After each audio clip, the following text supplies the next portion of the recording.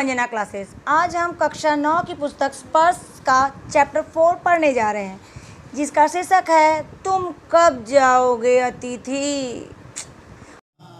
जा चुकी है हर खुशी, रो रहे हैं देख तुमने कर दिया इतना दुखी, ना जाने तुम कब जाओगे।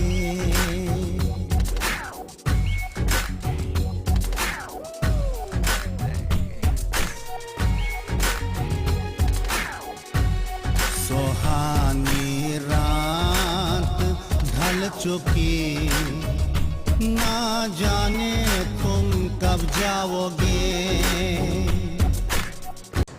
और इसे लिखा है श्रीमान शरद जोशी ने। उनका जन्म 21 मई 1931 में मध्य प्रदेश के उज्जैन शहर में हुआ। उनका आरंभिक समय सरकारी नौकरी में वो रहे हैं।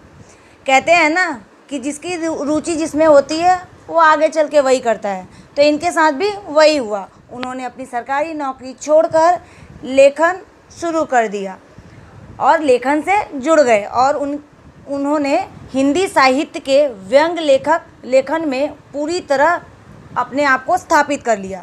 दूरदर्शन पर प्रसारित कुछ धारावाहिकों की हास्य व्यंग पूर्ण पटकथाएं और संवाद लेखन भी इन्होंने किया है। इनकी रचनाएं हैं परिक्रमा, किसी बहाने, प्रतिदिन, अंधों का हाथी, एक था गधा इत्यादि। तो बच्चों, आज हम क्या पढ़ने जा रहे हैं? तुम कब जाओगे अतिथि। इस पे एक मूवी बन चुकी है जो अजय देवगन और परेश रावल पर है। तो चलिए हम आगे पढ़ते हैं। सुप्रसिद्ध लेखक शरद जोशी व्यंग्यकार के रूप में अधिक जाने जाते हैं।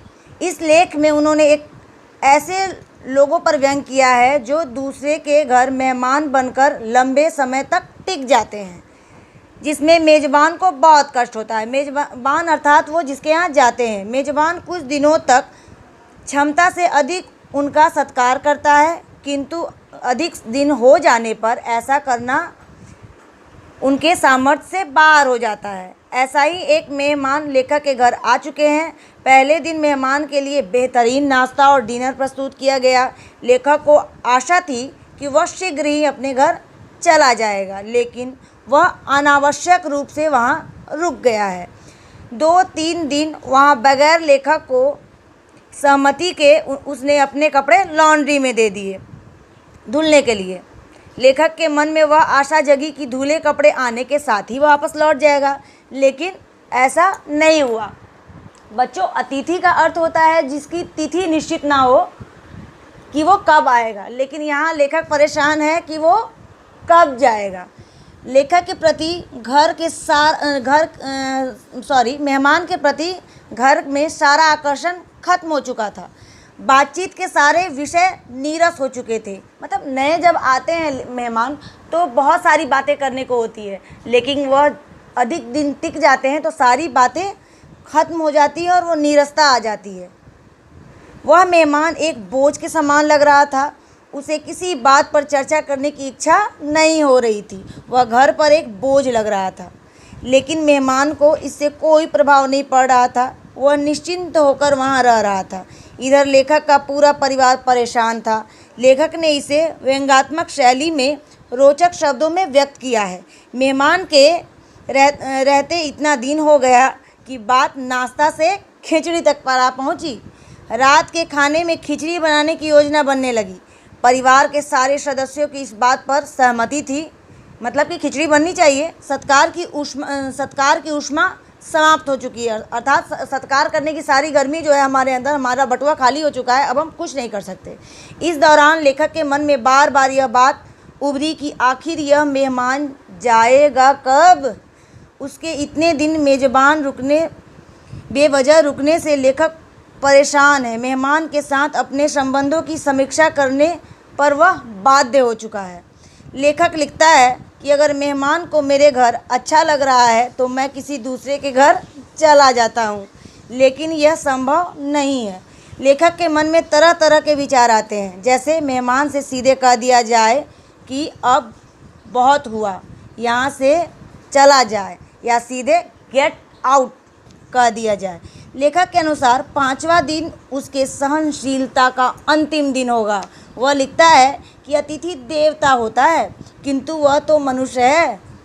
देवता को दर्शन देकर लौट जाना चाहिए। लेखक शरद जी कहते हैं कि कहा जाता है ना, अतिथि देवो भव, अतिथि वो देवता के समान होता है, लेकिन वो तो मनुष्य है, उसकी तो एक सहनशीलता है। देवता जो होते हैं वो दर्शन देते हैं और चले जाते हैं। तो अतिथि तुम भी चले जाओ, तुम लौट जाओ अतिथि, इसी में तुम्हारा देवत्व सुरक्षित रहेगा, इसी में तुम्हारा देवत्व सुरक्षित रहेगा। मनुष्य अपनी सीमाएं तोड़े उसके पहले मेहमान रूपी देवता को लौट जाना चाहिए। लेखक का अंतिम वाक्य है, उफ, तुम कब जाओगे अतिथि। तो आज की मोरल ऑफ द स्टोरी अगर कहें बच्चों, तो अगर आप कभी किसी के घर मेहमान बन के जाएँ तो इतना दिन ना रुको, नहीं तो क्या होगा, आप भी एक बोझ के समान लगने लगोगे। और वही होगा जो शरद जी ने अपने मेहमान के साथ किया, या जो वो उसके सामने अच्छा दिखा रहे थे, लेकिन वो क्या कर रहे थे वो हमने देखा। तो हम मेहमान बन के ही रहें, बोझ बन के ना रहें। आपको वीडियो अच्छा लगे तो please subscribe and like. Thank you.